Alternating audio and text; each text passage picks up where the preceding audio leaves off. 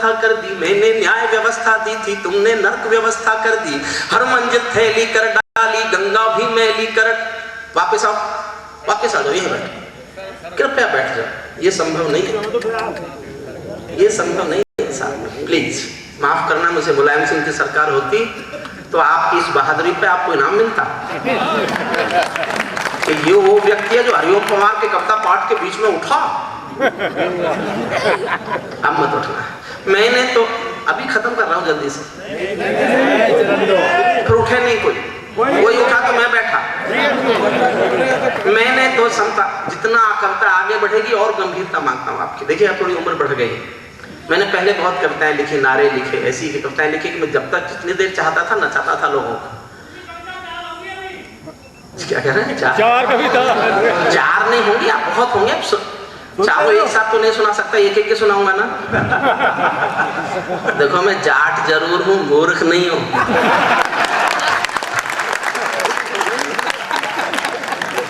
और सत्यम जी ताली बजाओ, मैंने तुम्हारे उन गीतों पर तालियां बजाई जो मेरी समझ में नहीं आए। बुढ़ापे में गीत सूझने लगे, कुंवर बेचैन जी ने भी पता चलता है कि इमारत कभी बुलंद रही होगी, ये खंडहर बता रहे। कोई संभावना नहीं, कोई संभावना नहीं है। मैं जीवन भर खाट के दोनों ओर से उतरूंगा सत्यम। मैंने तो समता सौंपी थी, तुमने फर्क व्यवस्था कर दी। मैंने न्याय व्यवस्था दी थी, तुमने नर्क व्यवस्था कर दी। हर मंजिल थैली कर डाली, गंगा भी मैली कर डाली। शांति व्यवस्था हास्य हो गई, विस्फोटों का भाष्य हो गई। आज अहिंसा बनवासी है, कायरता के घरदासी है। न्याय व्यवस्था भी रोती है, गुंडों के घर में सोती है। पूरे कांप रहे आंखों से, राजा डरता है प्यादों से।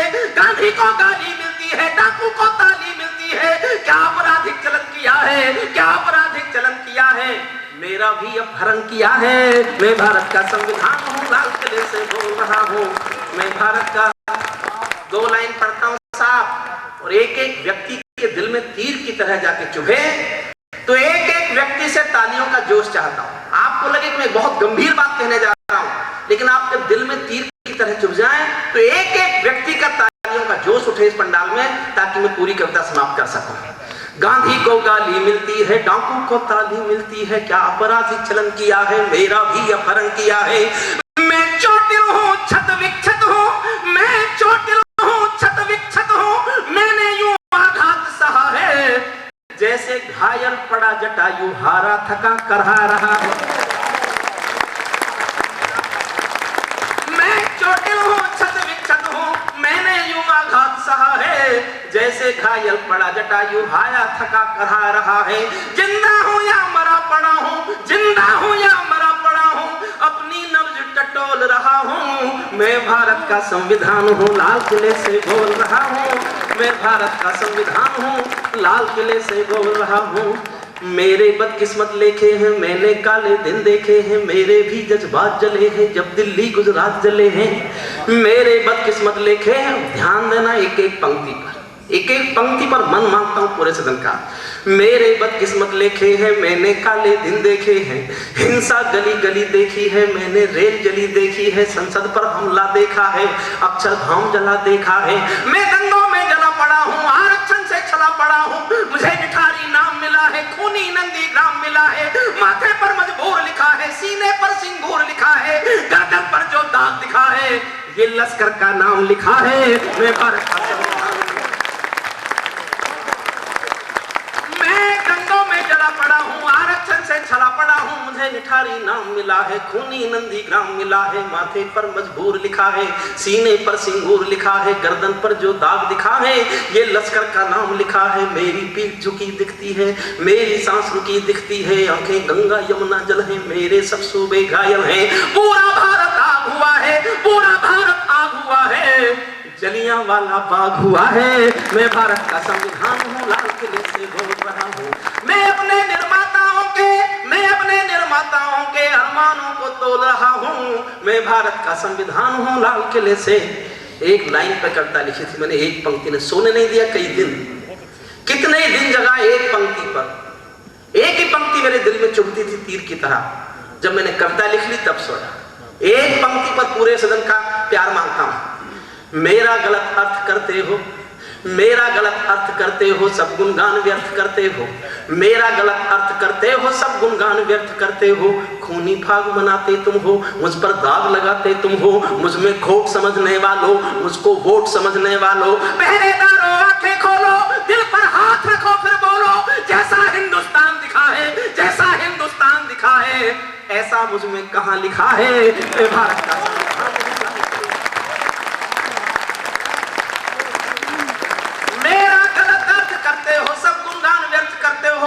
फाग मनाते तुम हो, मुझ पर दाग लगाते तुम हो, मुझ में खोट समझने वालों, मुझको वोट समझने वालों। पहरेदारों आंखें खोलो, दिल पर हाथ रखो, फिर बोलो जैसा हिंदुस्तान दिखा है, ऐसा मुझ में कहां लिखा है। वर्दी की पड़ताल देखकर, नाली में कंकाल देखकर मेरे दिल पर क्या बीती है, जिसमें संप्रभुता जीती है। जब खुद को जलते देखा है, ध्रुव तारा चलते देखा है। मैं भारत का संविधान हूँ, लाल किले से बोल रहा हूँ, मैं भारत का संविधान हूँ। जनता हाथ बांध बैठी है, और जोश देना पंक्ति जोश की आए। जनता हाथ बांध बैठी है, सत्ता मौन साध बैठी है, चौखट पर आतंक खड़ा है, दिल में भय का डंक गड़ा है। कोई खिड़की नहीं खोलता, आंसू भी कुछ नहीं बोलता, सबके आगे प्रश्न खड़ा है, देश बड़ा या स्वार्थ बड़ा है, इस पर भी खामोश जहां है, तो फिर मेरा दोस्त कहां है। मैं भारत का संविधान हूँ, लाल किले से बोल रहा हूँ, मैं भारत का संविधान हूँ, लाल किले से बोल रहा हूँ। संसद मेरा अपना दिल है, तुमने चकनाचूर कर दिया। विस्फोट करता हूँ शब्द से। संसद मेरा अपना दिल है, तुमने चकनाचूर कर दिया। राजघाट में सोया गांधी सपनों से भी दूर कर दिया। राजनीति जो एक शब्द विस्फोट करे तो तालियां भी विस्फोट जैसी हों। राजनीति जो कर दे कम है, नैतिकता का किसको गम है। आरोपी हो गए उजाले, मर्यादा है राम हवाले। भाग्य वतन के फूट गए हैं, दिन में तारे टूट गए हैं, मेरे तन मन डाले छाले, जब संसद में नोट उछाले। मैं भारत का संविधान लाल किले से बोल रहा, मेरे तन मन डाले छाले, जब संसद में नोट उछाले। मैं भारत का संविधान हूँ, जो भी सत्ता में आता है वो मेरी कसमें खाता है। सबने कसमों को तोड़ा है, मुझको नंगा कर छोड़ा है। जब जब कोई बम फटता है, तब तब मेरा कद घटता है। ये दिल्ली की नाकामी है, पर मेरी तो बदनामी है। मैं भारत का संविधान हूँ, लाल किले से बोल रहा। दागी चेहरों वाली संसद, इससे ज्यादा क्या कहे कवि, इससे अधिक तो बस हाथ में पिस्तौल उठाया। दागी चेहरों वाली संसद, चंबल घाटी दिख रही है, सांसदों की आवाजों में हल्दी घाटी चीख रही है। सांसदों की आवाजों में हल्दी घाटी चीख रही है। मेरा सड़कों से संसद तक चीर हरण जैसा होता है। चक्र सुदर्शनधारी बोलो क्या कलयुग ऐसा होता है। मुझे तवायफ के कोठे की एक झंकार बना डाला है। वोटों के बदले नोटों का एक दरबार बना डाला है। वोटों के बदले नोटों का। और गुस्सा है एक मेरे दिल में, ये उत्तर भारतीयों का गुस्सा है। बंबई में पढ़ के आया हूं, तब यहां पढ़ रहा हूं। आपको लगे इस गुस्से में आपको सबको मेरा साथ देना चाहिए, तो मैं जानना चाहता हूं आप गुस्सा समझे कि नहीं, और फिर कितना मेरा साथ देते हो। आपका साथ मांगता हूं सबका। मुझे तवायफ के कोठे की एक झंकार बना डाला है। वोटों के बदले नोटों का एक बाजार बना डाला है। जिस पर गुंडे थूक रहे हैं, जिस पर गुंडे थूक रहे हैं, ऐसा ताज बना बैठा हूं। किसी ठाकरे की धमकी का मैं मोहताज बना बैठा हूं। किसी ठाकरे की धमकी का मैं मोहताज, किसी ठाकरे की धमकी का मैं मोहताज बना बैठा हूं। मेरे तन में अपमानों के भाले ऐसे गड़े हुए हैं।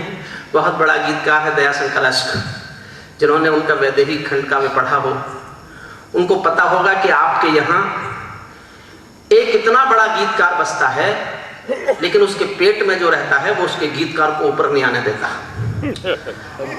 मुझे हक है ये कहने का, मैं इसलिए कह के जा रहा हूं। मैं दयाशंकर अष्ट का प्रशंसक हूं। दयाशंकर अष्ट को बहुत बड़ा कवि मानता हूं। अगर वो शराबी नहीं होता तो हिंदुस्तान के सबसे बड़े गीतकारों में से एक होता। उसने जो लिखा वो हमारे लिए पढ़ने की चीज, पढ़ने की चीज है हमारे लिए। मैं माफी इसलिए मांगता हूं उस आदमी से, मैं जीवन भर इसीलिए दुखी रहा उससे कि जो मैं नहीं चाहता वो है, और जो मैं चाहता हूं वो भी वही है। उसको समर्पित करता हूं। दयाशंकर, तुमने मुझे नारे गाते सुना होगा। आज मैं ओज की कविता की कोख से गीत निकालता हूं, देखिएगा आप कैसे। मेरे तन में अपमानों के भाले ऐसे गड़े हुए हैं, संविधान बोलता है। मेरे तन और अश्क जी को समर्पित करता हूं, क्योंकि यही कुछ अच्छी पंक्तियां हैं जो अश्क जैसे बड़े गीतकार को समर्पित की जा सकती हैं। मेरे तन में अपमानों के भाले ऐसे गड़े हुए हैं, मेरे तन में अपमानों के भाले ऐसे गड़े हुए हैं, जैसे सरसैया के ऊपर भीष पिता में पड़े हुए हैं, जैसे सरसैया के ऊपर भीष पिता में पड़े हुए हैं। मुझको धृष्ट राष्ट्र के मन का गोरख धंधा बना दिया है, मुझको धृष्ट राष्ट्र के मन का गोरख धंधा बना दिया है। पट्टी बांधे माँ गंधारी जैसा अंधा बना दिया है, पट्टी बांधे माँ गंधारी जैसा अंधा। मैं पटियाला गया था साहब पिछले दिनों, वहां फिलोसफी के एक हेड साहब थे, डॉक्टर त्रिलोचन सिंह यूनिवर्सिटी। उन्होंने एक लाइन की कविता सुनाई। मैंने जिस दिन से वो कविता सुनी है, मैं जिस भी दिन कविता पाठ करता हूं उनके नाम से इस कविता को जरूर सुनाता हूं। एक लाइन की कविता है और 62 साल की हिंदुस्तान की तरक्की है। 62 साल बोलते हैं एक पंक्ति में, सब दिल पर हाथ रखकर सुनना कि कितने आपके करीब है, कितने मेरे करीब है, और कितना सच है इस एक लाइन की कविता में। एक लाइन की कविता ये है, जब हम सब छोटे भाई छोटे छोटे थे, सब भाई छोटे छोटे बच्चे थे, हम आपस में सब लड़ते थे। माँ मेरी है, माँ मेरी है, माँ मेरी है, माँ मेरी है। अब हम सब बड़े हो गए हैं, हम फिर लड़ते हैं। माँ तेरी है, माँ तेरी है, माँ तेरी है। ये देश बनाना था हमें, ये तरक्की करनी थी देश को, ये था ग्लोबलाइजेशन देश का। हमारे माता पिता हमारी दौलत थे, हमारी संपत्ति थे। आज दौलत हमारे माता पिता हो, हम संपत्ति को माँ बाप समझ बैठे। मैं इस एहसास को कविता में लाना चाहता था। कैसे ला सका हूं?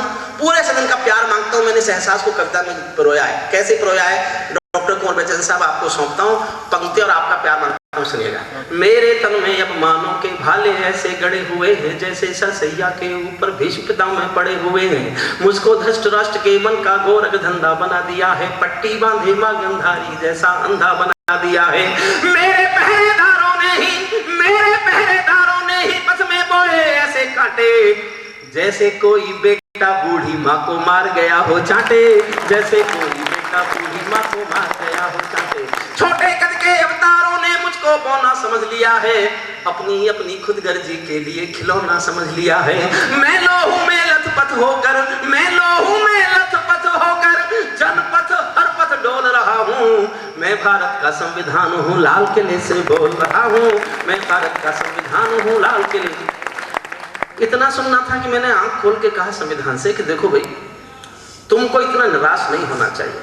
तुम देश के सबसे बड़े कानून हो।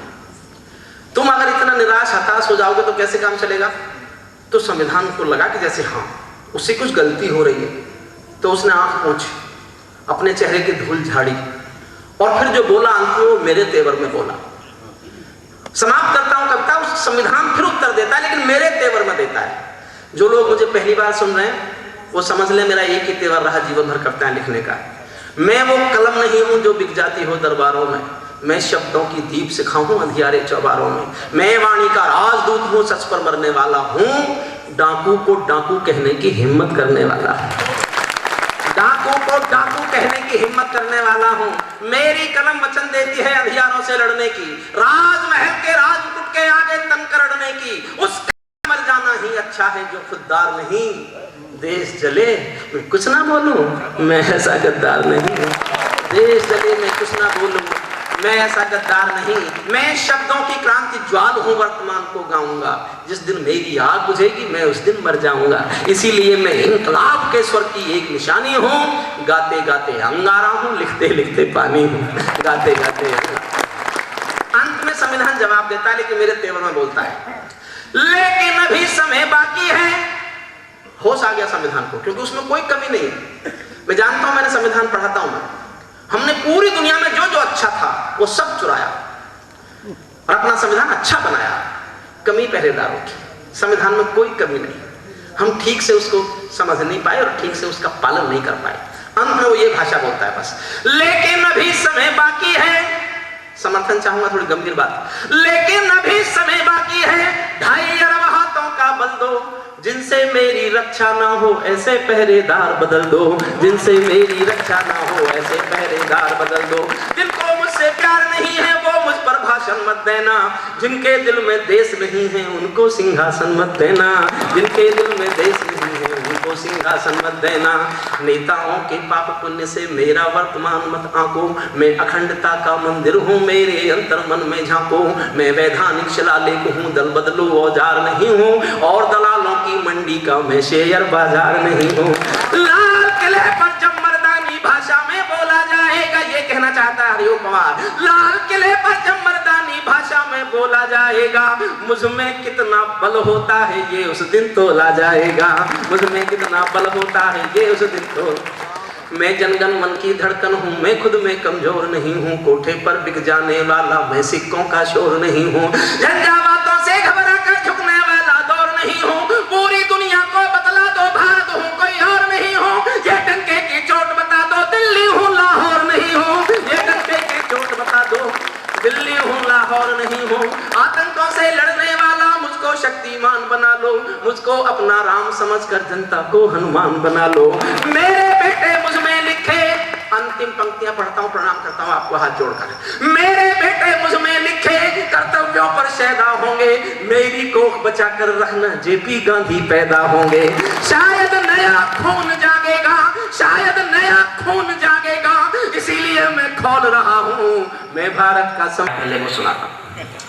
मैं किसी भी एक सिख भाई को देखता हूँ, उसकी पगड़ी मुझे गुरुद्वारा जैसी लगती है, और मैं एक बार सर झुकाता हूँ। वाह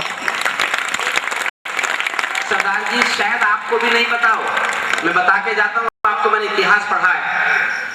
स्वाधीनता के नाम पर कार्यक्रम है आपका। आजादी की लड़ाई में अंग्रेजों की अदालत ने कुल 106 बेटे फांसी लटकाए थे। मुकदमा चलाकर कानूनी रूप से 106 फांसी हुई थी आजादी की लड़ाई में। उन 106 में 92 बेटे सिख माँ की कोख के बेटे थे। 92।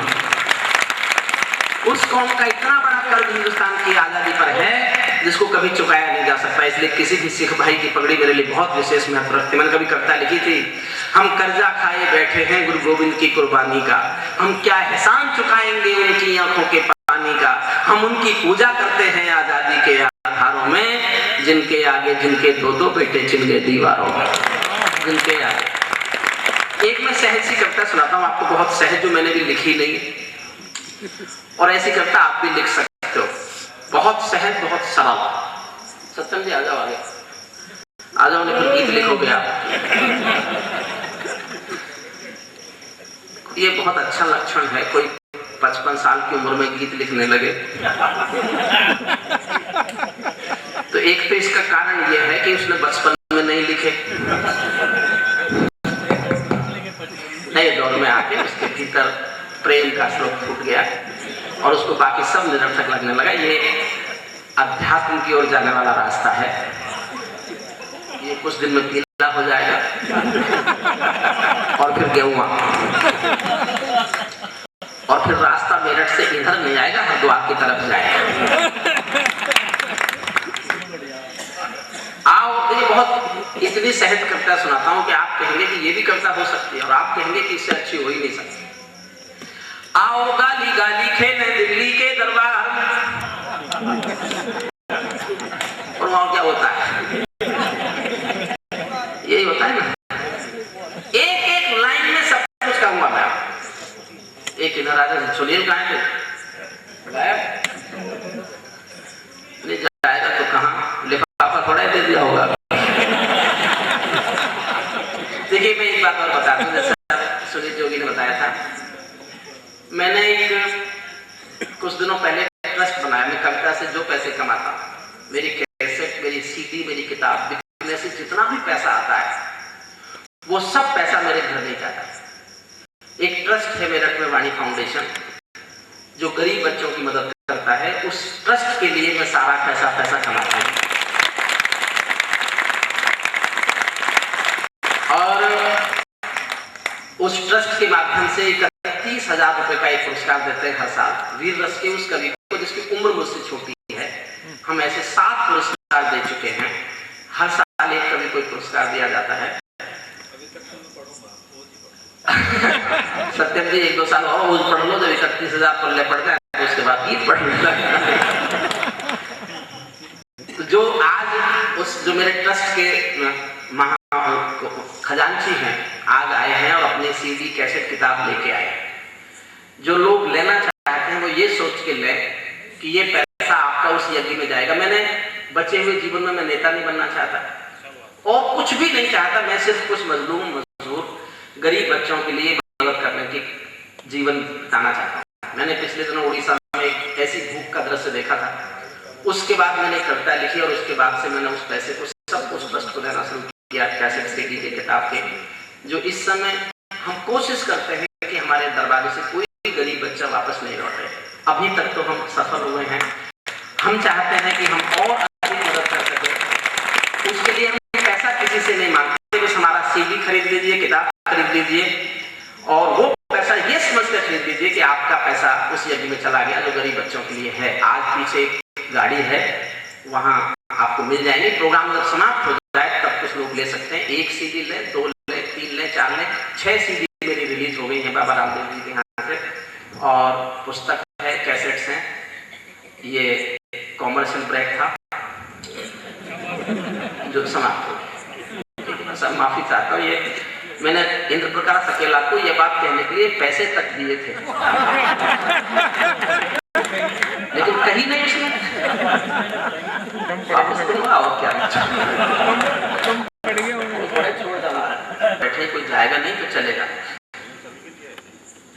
मुझे नहीं पता, मुझे तो ये भी नहीं पता मेरे लिए ये है कि नहीं।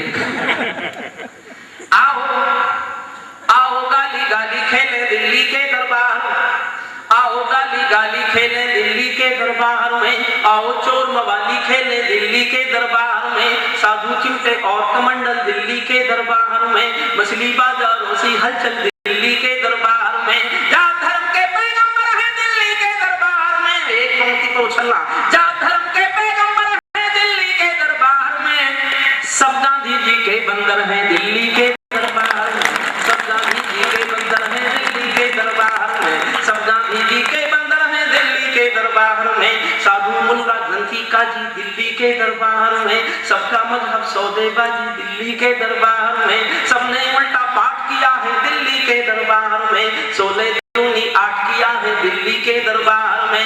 कैसे है माथे लाल दिल्ली के दरबार में। मैं चुभाता हूँ आपके दिल में तीर और उछलना पीछे तक। तालियां चाहिए इसलिए कि एक तीर दिल के पार जाता है। कैसे है माथे लाल दिल्ली के दरबार में, कैसे है माथे लाल दिल्ली के दरबार में, सब लगते हैं नटवर लाल दिल्ली के दरबार में, सब लगते हैं नटवर लाल दिल्ली के दरबार में, सब लगते हैं नटवर लाल दिल्ली के दरबार में, घोटाले सब गूढ़ मिलेंगे दिल्ली के दरबार में, किंकर्तव्य भी गूढ़ मिलेंगे दिल्ली के दरबार में, अब करगिल की पीर नहीं है दिल्ली के दरबार में, चुल्लू भर भी नीर नहीं है दिल्ली के दरबार में। कैसे है तेरे ला, अब करगिल की पीर नहीं है दिल्ली के दरबार में, चुल्लू भर भी नीर नहीं है दिल्ली के दरबार में, जनगण के ये मंत्रीगण दिल्ली के दरबार में, जनगण के ये मंत्रीगण दिल्ली के दरबार में, ताबूतों में खाएं कमीशन दिल्ली के दरबार में, ताबूतों में खाएं कमीशन दिल्ली के दरबार। और कठोर होता हूं, जितना हौसला बढ़ाते जाओगे उतना कड़वा सच बोलता चला जाऊंगा। ये कविता इसी बात पर आधारित है कि जितना मेरा हौसला बढ़ेगा मैं उतना ही कड़वा सच आगे बोलता चला जाऊंगा। गठबंधन की एक पंक्ति सुनना, गठबंधन की लाचारी है दिल्ली के दरबार में, गठबंधन की लाचारी है दिल्ली के दरबार में, चूहे दिल्ली में यारी है दिल्ली के दरबार में, चूहे दिल्ली में यारी है। और आगे बढ़ता ही जाऊंगा देखिएगा, चूहे दिल्ली में यारी है दिल्ली के दरबार में, गिरगिट के मस्तक पर रोली दिल्ली के दरबार में, आग और पानी हम जोली दिल्ली के दरबार में, अनल हिमालय हिले हुए हैं दिल्ली के दरबार में, सापने वाले मिले हुए हैं दिल्ली के दरबार में, सापने वाले मिले हुए हैं दिल्ली, सापने वाले मिले हुए हैं दिल्ली के दरबार में, चुप चुप रोता है सरदार दिल्ली के दरबार में। समझना मत, मैं चुप चुप कह रहा हूं और समझ जाओ तो बताना कि समझ गए। इशारा है बस, पकड़ नहीं सकते मुझे, पढ़ा लिखा जाटू मैं। चुप चुप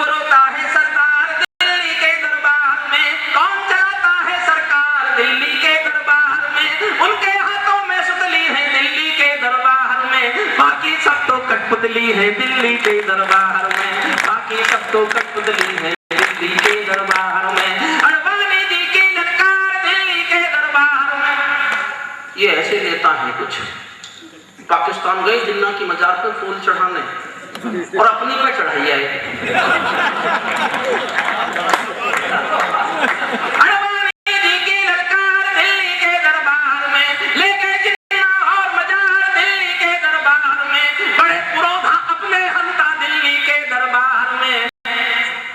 और लिखो पुस्तक जसवंता दिल्ली के दरबार में, और बड़े पुरोधा अपने हंता दिल्ली के दरबार में, और लिखो पुस्तक जसवंता दिल्ली के दरबार में। खाड़ी जाकर खेला खेल दिल्ली के दरबार में, नटवर पीते पाए तेल दिल्ली के दरबार में, नटवर पीते पाए तेल दिल्ली के दरबार में।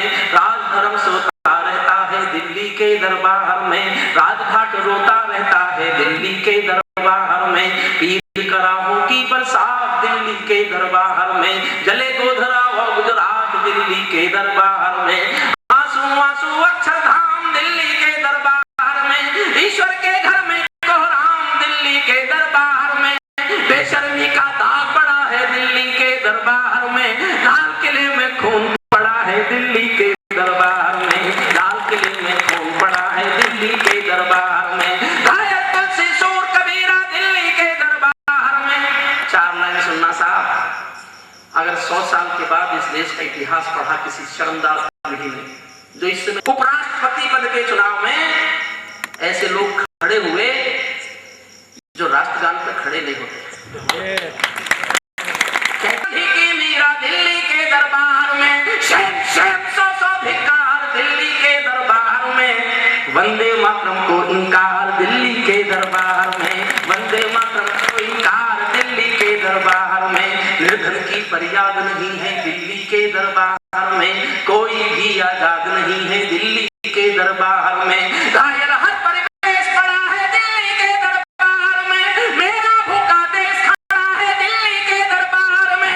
आजादी की प्यास खड़ी है दिल्ली के दरबार में, गांधी तेरी लाश पड़ी है दिल्ली के दरबार में, गांधी तेरी लाश पड़ी है दिल्ली। ये कविता खत्म हो गई, मैं करगिल और सुना देता हूँ। ये घड़ी मैंने जिस दिन कैप्टन मनोज तलवार का शव आया था उस दिन मैंने कविता लिखी। बहुत दूर से भीड़ में मैंने शव यात्रा देखी, बहुत दूर से। अगले दिन अखबार में खबर छपी कि 1400 दुकानों पर मेरठ में फूल बिकते, किसी दुकान पर एक भी फूल नहीं बिका, बचा बिना बिके। चलो फूल तो रोज बिकते होंगे, लेकिन अखबार में लिखा कि उस दिन एक भी फूल ऐसा नहीं बिका जो कैप्टन मनोज तलवार के शव पर चढ़ाने के लिए नहीं खरीदा गया। तो मुझे लगा कि मुझे एक कविता लिखना चाहिए, देश में रोना सीखा करके युद्ध के बाद।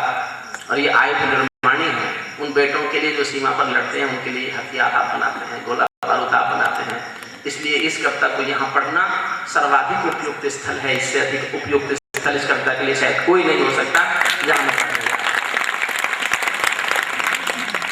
मैं पेशव कापा। मैं गीतकार नहीं हूँ साहब, बहुत अच्छे गीतकार आज मैंने सुने, बहुत बहुत बधाई देता हूँ सब गीतकारों को, प्रणाम करता हूँ सबको। गीत मेरी भाषा नहीं है, गीत मेरी विधा नहीं है, लेकिन हर किसी के दिल में भीतर कहीं ना कहीं एक गीतकार बैठा होता है। एक बहुत छोटी सी बात करता हूँ। एक मिट्टी के घड़े से लोहे के कलश ने कहा कि पानी तुझ में भी रहता है, पानी मुझ में भी रहता है, लेकिन मेरा पानी कोई प्यासा पिए तो प्यास नहीं बुझती, और मिट्टी के घड़े तेरा पानी कोई प्यासा पी ले तो उसकी प्यास बुझ जाती है। इसकी वजह क्या है? तो मिट्टी का घड़ा हंसता है और कहता है कि मैं जो पानी मेरे भीतर होता है उसको प्राणों में सोखता, अपने प्राणों में जगह देता हूं उस पानी को, और तुम लोहे के होते हो ना, पीतल के होते हो ना, चांदी के होते हो ना, अपने प्राणों तक पानी को जाने ही नहीं देते। जो कविता की प्यास बुझाने लोग बैठे हैं, जो कविता की प्यास बुझाने बैठे हैं, मैं चाहता हूं प्राणों तक कहीं धीरे से, कहीं थोड़ा सा प्राणों को सोखने देना इस कविता। हंसी के लिए तो हम कुछ भी कहते रहते हैं आजकल, हंसी के लिए तो मुझे इंद्र प्रकाश अकेला नहीं बताया, सब हास्य रस में भी रस हो सकता है। एक अमेरिकन टूरिस्ट आया, ताजमहल देखा, पूछा कितने दिन में बनाया, हमारे गाड़ी ने बता दिया 22 साल में बनाया। उसने ताना मार दिया, इतने कामचोर है हिंदुस्तानी, ये ताजमहल बनाने में 22 साल लगा दिए। कवि को गुस्सा आ गया, उसने अगले दिन उसको कुतुब मीनार दिखाई। वो कुतुब मीनार देख के खुश हो गया, बोला इतनी ऊंची मीनार मुझे कल क्यों नहीं दिखाई? बोले कल कहां से दिखाते, हमने आज रात को बनाई है।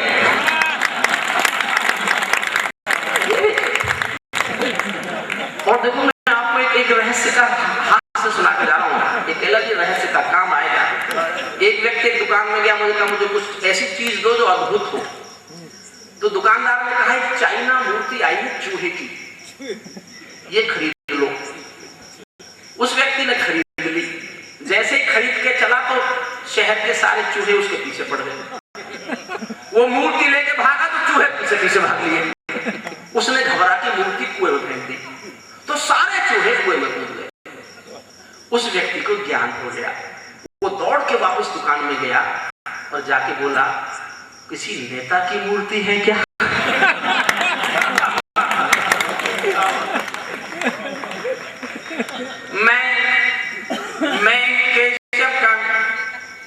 मैं केशव का 5 जन्म भी गहन मौन में खोया हूं। मैं बहुत दूर से लगभग 2 किलोमीटर लंबी शव यात्रा थी, मैंने पीछे से वो शव यात्रा देखी और वही कविता लिखी। मैं केशव का 5 जन्म भी गहन मौन में खोया हूँ, उन बेटों की याद कहानी लिखते लिखते रोया हूँ, उन बेटों की याद कहानी लिखते लिखते रोया हूँ। जिस माथे की कुमकुम बिंदी वापस लौट नहीं पाई, जिस माथे की कुमकुम बिंदी वापस लौट नहीं पाई, चुटकी झुमके पायल ले गई कुर्बानी की अमराई। कुछ बहनों की आंखें जल गई है बर्फीली घाटी में, बेटी के गठबंधन मिल गए हैं करगिल की माटी में। पर्वत पर कितने सिंदूर सबने दफन हुए होंगे, 20 बसंतों के मधुमासी जीवन हवन हुए होंगे।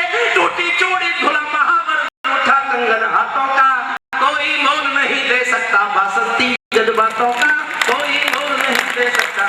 टूटी चूड़ी धुला महावर उठा कंगन हाथों का, कोई मोल नहीं दे सकता बासंती जज्बातों का। जो पहले पहले चुंबन के बाद लाम पर चला गया, एक पल का एहसास जीना मेरे साथ, बस एक पल। जो पहले पहले चुंबन के बाद लाम पर चला गया, नई दुल्हन की से छोड़कर युद्ध काम पर चला गया। उसको भी मीठी नींदों की करवट याद रही होगी, उसको भी मीठी नींदों की करवट याद रही होगी। खुशबू में डूबी यादों की सलवट याद रही होगी, खुशबू में डूबी यादों की सलवट याद। और साहब जिनको मेरा नाम याद रह सके वो एक पंक्ति याद रखना। मैं आज तक सुमन जी की धरती पर बोलता हूँ, सुमन जी के बेटे के हक से, सुमन जी के शिष्य के हक से, मैं आज तक भी खुद को एक पंक्ति का कवि मानता हूँ। मैंने जीवन में केवल एक पंक्ति अच्छी लिखी है और मुझे मेरा दुर्भाग्य है कि पंक्ति में उनके आगे नहीं लिख सका, उनके बाद लिखी मैंने। आज उनकी याद को समर्पित करता हूँ, उनको श्रद्धा के सुमन के साथ समर्पित करता हूँ। एक पंक्ति मैंने जीवन में अच्छी लिखी है जो कुंवर बेचैन जैसे बड़े गीतकार के साथ मुझे मंच पर बैठने का हक देती है। और आपकी तालियों की दुआएं मांगता हूँ इसलिए कि मुझे एक आध पंक्ति ऐसी और लिखवा दीजिए तो मैं समझूंगा मैं सुमन जी के शहर में कवि के नाते आने का कभी हक रखूंगा। एक पंक्ति में मन मांगता हूँ पूरे दिन का सुनना। उनको भी मीठी नींदों की करवट याद रही होगी, उनको भी मीठी नींदों की करवट याद रही होगी। खुशबू में डूबी यादों की सलवट याद रही होगी। उन आंखों की 2 बूंदों से 7 सागर हारे हैं, उन आंखों की 2 बूंदों से 7 सागर हारे हैं। जब मेहंदी वाले हाथों ने मंगलसूत्र उतारे हैं, जब मेहंदी वाले उन आंखों की 2 बूंदों से 7 सागर हारे हैं। जब मेहंदी वाले हाथों ने मंगलसूत्र उतारे हैं। गीली मेहंदी रोई होगी चुपके घर के कोने में, ताजा काजल छूटा होगा चुपके चुपके रोने में। जब बेटे की अर्थी आई होगी सोने आंगन में, जब बेटे की अर्थी आई होगी सोने आंगन में। शायद दूध उतर आया हो बूढ़ी माँ के दामन में, शायद दूध उतर आया हो। वो पूरी दुनिया का एक प्रसंग और सुनना सा, पूरे संसार में किसी भी मजहब की किसी भी परंपरा में स्त्रियां अर्थी को कंधा नहीं देती, कहीं परंपरा नहीं है दुनिया में। भरतपुर के पास एक गांव है अजान, वहां का एक बेटा शहीद हुआ था करगिल की लड़ाई में, वीरेंद्र सिंह नाम था उसका। उसकी पत्नी का नाम है गायत्री देवी। जब उसका शव सेना लेके आई गांव में तो उसकी पत्नी ने जिद करके गांव वालों की मर्जी के खिलाफ शादी के दिन वाले सुहाग के कपड़े पहनकर शमशान घाट तक अपने पति की अर्थी को कंधा दिया। ये दुनिया की पहली घटना थी जब कोई औरत अर्थी को कंधा दिया। मैंने केवल एक लाइन लिखी साहब, केवल एक लाइन प्यार देना उसको। जब बेटे की अर्थी आई होगी सोने आंगन में, चार दूध उतरवाया हो बूढ़ी माँ के दामन में, वो विधवा पूरी दुनिया का बोझा सर ले सकती है, वो विधवा पूरी दुनिया का बोझा सर ले सकती है, जो अपने पति की अर्थी को भी कंधा दे सकती है, जो अपने पति की अर्थी को भी कंधा दे सकती है। मैं ऐसी हर देवी के चरणों में सिर झुकाता हूँ, इसीलिए मैं कविता को हथियार बनाकर गाता हूँ, इसीलिए मैं कविता को हथियार बनाकर गाता हूँ। जिन बेटों ने पर्वत काटे हैं अपने नाखूनों से, अंतिम 6 पंक्ति पढ़ता हूँ मैं केवल सैनिक के शौर्य पर, जो आपके हथियारों से, आपके बारूद से, आपके गोलों से बेटे सीमा पर लड़ते हैं और तिरंगे में लिपटने में गर्व अनुभव करते हैं, उनके सम्मान में केवल 6 पंक्ति सुनना। और मेरे पास जीवन में इससे अच्छा कहने के लिए कुछ नहीं। जिन बेटों ने पर्वत काटे हैं अपने नाखूनों से, उनकी कोई मांग नहीं है दिल्ली के कानूनों से, उनकी कोई मांग नहीं है दिल्ली। कैसा देश बना, इस देश में क्रिकेट और कृषि एक ही आदमी देखता है। किसान आत्महत्या करते रहते हैं, क्रिकेट में इनाम बढ़ते रहते हैं। और मेरा छोटा भाई है विनीत चौहान, उसकी 2 पंक्तियां मुझे अपनी कविता से अच्छी लगती है, उसके नाम से पढ़ता है। धन्यवाद। विनीत चौहान की 2 पंक्तियां, उसने कल्पना में एक सच घटना उसके सामने आई। पूर्वांचल में हमारे उत्तर प्रदेश सरकार ने करगिल युद्ध में जो शहीद हुए थे 10-10 लाख रुपया मुआवजा दिया था, मैं बधाई देता हूँ सरकार। लेकिन कुछ विधवाओं की कोई समस्या होगी, मिल नहीं रहा होगा किसी का, तो कुछ विधवाएं इकट्ठा होकर एक मंत्री से मिली। उस मंत्री ने पान खाते खाते ये कह दिया, और क्या चाहिए, 10 लाख की गड्डी तो भिजवा दी। तो कभी को लगा जैसे मिनिस्टर कहना चाहता है कि उसने 10 लाख देकर शहादत का मोल चुका दिया, कीमत दे दी उसने शहादत की। और अगर सरकार ये समझती है कि उसने शहादत का मोल चुका दिया, तो लो में 20 लाख देता हूं तुम किस्मत के हेठों को, लो में 20 लाख देता हूं तुम किस्मत के हेठों को। हिम्मत है तो मंत्री भेजें लड़ने अपने बेटों को। 3-3 साल विधवाएं घूमती है मुआवजे के लिए, 3-3 साल। और क्रिकेट में कोई एक छक्का लगाता है तो 1 करोड़ का इनाम दिया जाता है। हिंदुस्तान में 1 करोड़ का इनाम। मैं 1 करोड़ इनाम के खिलाफ नहीं हूं साहब, लेकिन जिस मुल्क में एक मजदूर को 12 घंटे पसीना बहाने के बाद 90 रुपए मजदूरी मिलती है, उसमें एक छक्के पर 1 करोड़ का इनाम उस मजदूर के पसीने का अपमान करता है, बेइज्जती करता है, बेइज्जती करता है।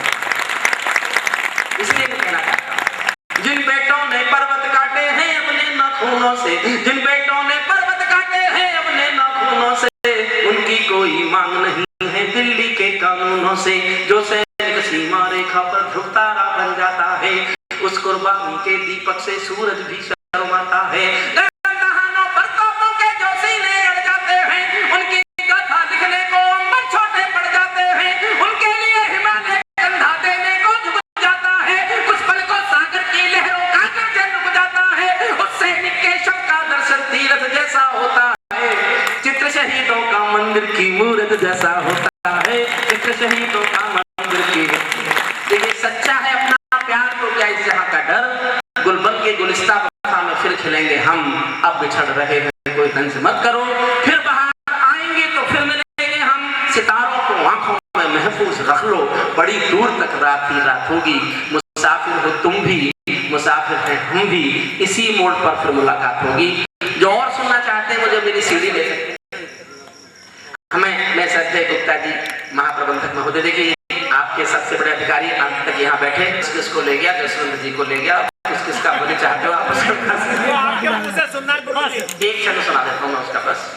देखिए कंधार वाली कविता का ये है कि वो हवाई जहाज हमारा काठमांडू से उड़ा था, उसको दिल्ली उतरना था, वो दिल्ली नहीं उतरा, कई देश घूमता घूमता घूमता घूमता कंधार जाके उतरा। अंत में हमारे विदेश मंत्री थे उस समय जसवंत सिंह के काम आई, तो जितनी मुझे याद आ जाती है मैं उतनी सुना देता हूँ। आपका आग्रह है,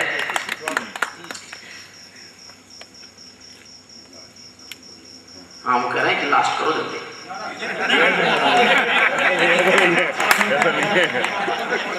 जितनी मुझे याद आती है मैं सुना देता हूँ। देखो वैसे हास्य के लिए तो एक हेली आपने सुना दिया होगा, हम अकेला हमारे किसी का प्रवीण सुनाता है, जन सुनील जोगी सुनाता है, जन कौन सुनाता है मुझे पता नहीं, लेकिन जब ये किसी और का सुनाते हैं तो मैं इनका सुना दूं, क्या बुराई है। एक हेलीकॉप्टर में 4 लोग थे, एक नेताजी थे, एक प्रोफेसर था, एक बच्चा और पायलट। अचानक प्रवीण के पास किसका ये पता लगा। अचानक पायलट ने कहा कि इस हेलीकॉप्टर में खराबी आने वाली है, ये आग लग जाएगी इसमें अगले 10 मिनट में। हमारे पास 3 पैराशूट हैं, आदमी 4 जो देश के लिए जरूरी है वो जल्दी कूद जाए। नेताजी सबसे पहले कूद गए, उसके बाद प्रोफेसर कूद गया। अब एक पैराशूट बचा और लोग 2, पायलट और बच्चा। बच्चे ने पायलट को देखा, पायलट ने बच्चे की ओर देखा, पायलट ने आंखों में आंसू भर के बच्चे से कहा, देखो बेटे तुम देश का भविष्य हो, हमको तो मरना सिखाया जाता है, एक पैराशूट है इसको लेकर तुम कूद जाओ। बच्चा बोला पायलट बनकर अभी भी 2 पैराशूट है, दोनों बचेंगे, रोने की जरूरत नहीं है। पायलट ने कहा 2 कैसे बचे?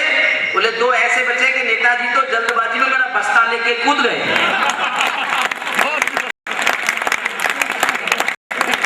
तो मैं खुद भी सांस ले रहा हूं और आपको भी दिला रहा हूं।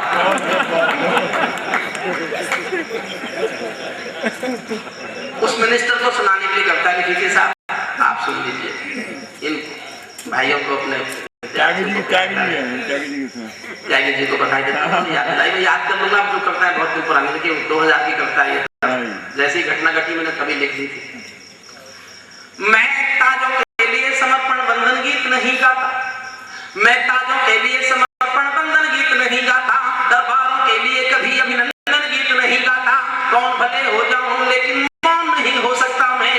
और एक पंक्ति समझ जाओ तो तालियां उठे, पीछे तक एक पंक्ति समझना, शुद्ध कविता की पंक्ति। मैं ताजों के लिए समर्पण बंधन गीत नहीं गाता, दरबारों के लिए कभी अभिनंदन गीत नहीं गाता, कौन भले हो जाऊं लेकिन मौन नहीं हो सकता मैं, पुत्र मोह में शस्त्र त्याग कर द्रोण नहीं हो सकता मैं, पुत्र मोह में शस्त्र त्याग कर द्रोण नहीं हो सकता मैं। कितने ही पहरे बैठा दो मेरी क्रुद्ध निगाहों पर, कितने ही पहरे बैठा दो मेरी क्रुद्ध निगाहों पर, मैं दिल्ली से बात करूंगा भीड़ भरे चौराहों पर, मैंने भूपा दशरथी का घोड़ा रुकते देखा है। मिनिस्टर ने कहा मुझसे कमाल देखा, तो मैंने जवाब देने के लिए कविता की लाइन लिखी थी, मैंने क्या देखा सुनना, अच्छा लगे तो आशीर्वाद देना। मैंने भूपा दशरथी का घोड़ा रुकते देखा है, 5 तमंचों के आगे दिल्ली को झुकते देखा है, 5 तमंचों के आगे दिल्ली को झुकते देखा है।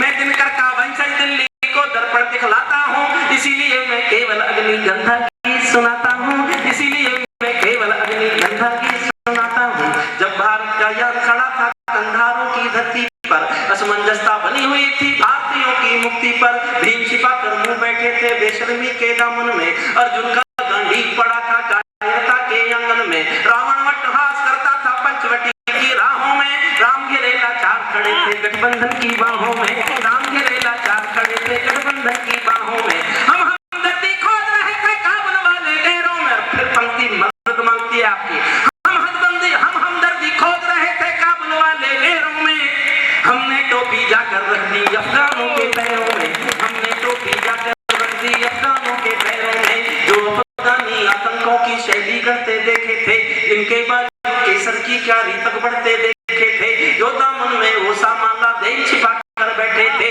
अपनी आंखों में पिंडी के नए छिपा कर बैठे थे, उनकी साजिश मक्कारी से मेरा भारत चला गया और भारत करने उनके दरवाजे पर चला गया, भारत खून सने हाथों से हाथ मिलाने पहुंच गया, एक शेर कुत्तों के आगे पूंछ हिलाने पहुंच गया,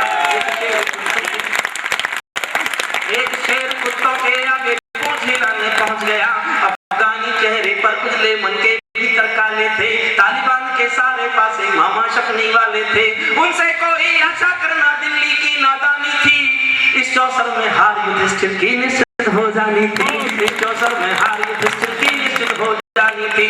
दिल्ली के दरबार फैसले गलत वर्ण कर बैठे हैं, जो पंक्ति मुझे अच्छी लगती है, दिल्ली के दरबार फैसले गलत वर्ण कर बैठे हैं, पांडव खुद ही पंचाली का चीर हरण कर बैठे हैं, पांडव खुद ही पंचाली का चीर हरण कर बैठे हैं, खुददारी को दहन किए बैठे हैं हम, स्वाभिमान को दहन किए बैठे हैं हम, मैं दरबारों की लाचारी को जान के पढ़ाता हूँ, इसीलिए मैं अग्निगंधा की सुनाना वाला हूँ, इसीलिए मैं केवल अग्निगंधा की।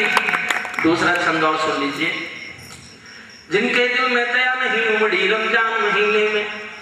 23 तारीख हो गई, रमजान का पवित्र महीना हो गया। वो रमजान का महीना था हवाई जहाज का पढ़ना। यहाँ कुछ मुस्लिम भाई होंगे, मैं उनको मुबारकबाद देता हूँ इस रमजान महीने की। आज से आपके रोजे, हम सर झुकाते हैं आपके रोजों के सामने।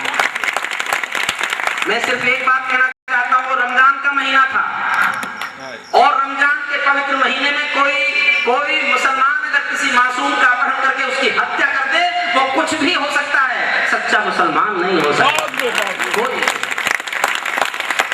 जिनके दिल में दया नहीं उमड़ी रमजान महीने में, उनको फर्क नहीं मासूमों के मरने में जीने में। मिनिस्टर ने कहा मुझसे करते क्या? It was the only alternative. मैंने इसलिए कविता लिखी, it was the last alternative. यह अंतिम विकल्प था। क्या कर सकता था ये देश? मैं मुरादनगर के निर्माण के आप सब सुधी श्रोताओं के सामने, अपने आदरणीय जीएम साहब के सामने एक रास्ता बताता हूं। भविष्य में हमारे कोई हवाई जहाज पकड़ ले तो दिल्ली एक बार इस रास्ते पर चलकर देखे। मैं दावा करता हूं कि हवाई जहाजों के अपहरण का इतिहास समाप्त हो जाएगा। और आपको लगे रास्ता ठीक है, जिस जोश में मैं रास्ता बताता हूं उसी जोश में इसका समर्थन करना। जिनके दिल में दया नहीं उमड़ी रमजान महीने में, उनको फर्क नहीं मासूमों के मरने में जीने में। जब हत्यारों ने इंसानी रिश्ते नाते त्यागे थे, जब हत्यारों ने इंसानी रिश्ते नाते त्यागे थे और फिरौती में दिल्ली से 36 के मांगे थे, तब दिल्ली वालों ने केवल निर्णय एक लिया होता, 36 के 36 को तोप के मुंह से बांध दिया होता।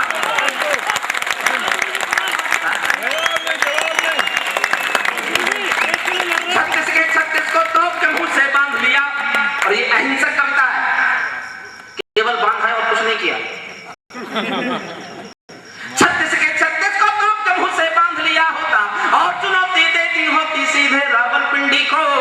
भीष्म पिता में क्षमा नहीं कर सकते और शिखंडी को, भीष्म पिता में क्षमा नहीं कर सकते और शिखंडी को। काश हमारी दिल्ली की आंखों में काल दिखा होता और अटल जी की आंखों का डोरा लाल दिखा होता। नयन तीसरा डमरू वाले शिव ने खोल दिया होता, नयन तीसरा डमरू वाले शिव ने खोल दिया होता। लाल किले पर सीना ठोक के हमने बोल दिया होता। अगर खरोंचे भी आई जो भारत के बाशिंदों को, अगर खरोंचे भी आई जो भारत के बाशिंदों को, जिंदा एक नहीं छोड़ेंगे बंदी पड़े दंडों को, जिंदा एक। मुझे याद नहीं, आगे मैं क्षमा चाहता हूँ। मैं अपने आदरणीय महाप्रबंधक महोदय श्री गुप्ता जी को आमंत्रित करता हूँ, उनको हमारे अतिथि लेके आए। अंत में उनका, जब तक हमारे महाप्रबंधक जी का उद्बोधन हो तब तक कृपया शांत बैठेंगे। हम उनके उद्बोधन के बाद इस कार्यक्रम को आगे के लिए स्थगित करेंगे, समाप्त नहीं कर रहे। अगली तिथि तो हमारे महाप्रबंधक बताएंगे आगे कब होगा। बहुत बहुत हम आभार व्यक्त करते हैं महाप्रबंधक जी का, जिन्होंने पूरा समय हमारे बीच बैठ करके इस कवि सम्मेलन को सम्मान दिया, हिंदी को सम्मान दिया, इस कार्यक्रम को सम्मान दिया। एक बार जोरदार तालियां आदरणीय महाप्रबंधक श्री गुप्ता जी के सम्मान। आप उनके सम्मान में एक बार पूरा पूरी जनता की ओर से, पूरे परिवार की ओर से बोल रहा हूँ। हमारा ये परिवार जो है ये श्रमजीवी परिवार है और हमारा बुद्धि से दूर दूर तक का कोई वास्ता नहीं, केवल हम श्रम करना चाहते हैं।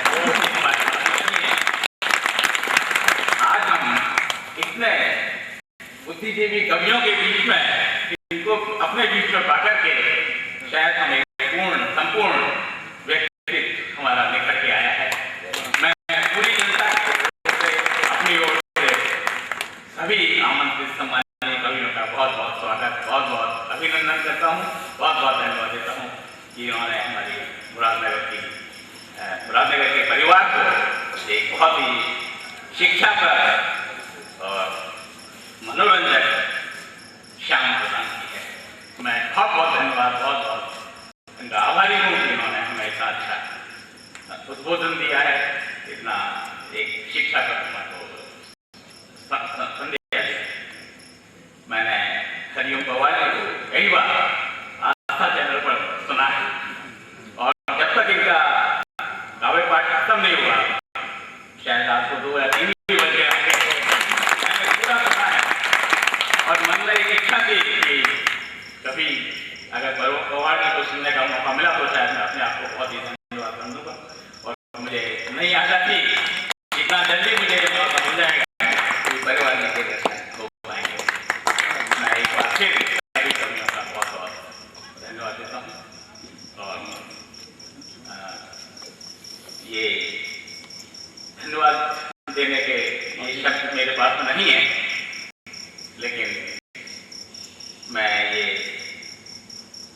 यहाँ से इस मंच से ये उद्बोधन करता हूँ कि आज का ये कवि सम्मेलन हमारे सम्मानीय सर्वमान्य कवि श्री सुमन जी को समर्पित है। मुझे लगता है कि इससे अच्छा धन्यवाद शायद हम नहीं दे पाएंगे। ये कवि सम्मेलन आदरणीय सम्मानीय कवि सुमन जी की याद में, उनकी याद में ये कवि सम्मेलन हमने आयोजित किया है। और जैसा कि बताया गया, हम मुरादाबाद की जनता की ओर से फिर एक बार आपको विश्वास दिलाते हैं कि मौका मिला तो ये कवि सम्मेलन सुमन जी की याद में कवि सम्मेलन हर साल आयोजित आपसे निवेदन भी करेंगे कि आप इसी तरह से अपने हमारे साथ में आए और हमारा मनोरंजन करें और हमें शिक्षा के पथ पर आगे बढ़ाएं। सभी की ओर से धन्यवाद। सबके लिए एक मिनट बोलूंगा।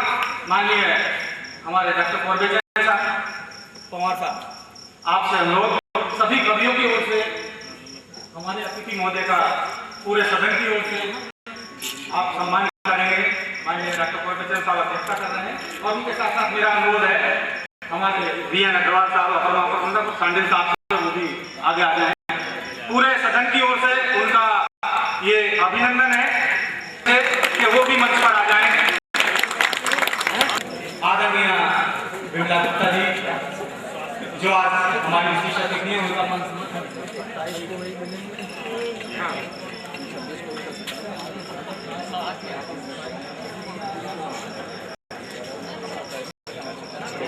साहब,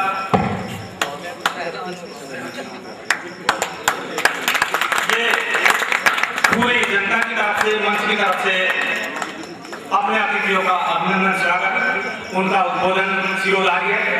सभी कवियों को आपने इसमें आशीष किया। संपूर्ण जनता, संपूर्ण मुराद का क्षेत्र का मैं यहाँ पधारने पर आभार व्यक्त करता हूँ। कोटि कोटि पुनः पुनः धन्यवाद देता हूँ। आपने बहुमूल्य समय दिया और समस्त कवि मंच का मैं पुनः पुनः हृदय से आभार व्यक्त करता हूँ। शुभ रात्रि। मौका मिला तो फिर मिलेंगे और आपकी तालियों के बोली हुई मिलेंगे। जय हिंद, जय भारत।